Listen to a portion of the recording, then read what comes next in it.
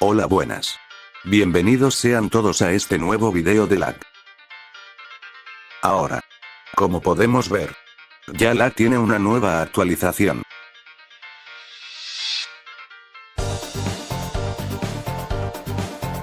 Ahora, han agregado a un nuevo personaje.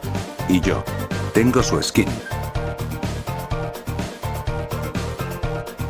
También se ha agregado un nuevo auto llamado Chevelle. Que no sé por qué, pero ese nombre me recuerda a un chevette.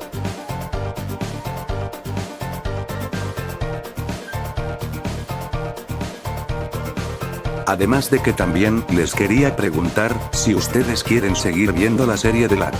O si prefieren ver otra cosa relacionada a lag. Sea lo que sea, se los haré porque gracias a ustedes estoy construyendo esta hermosa comunidad.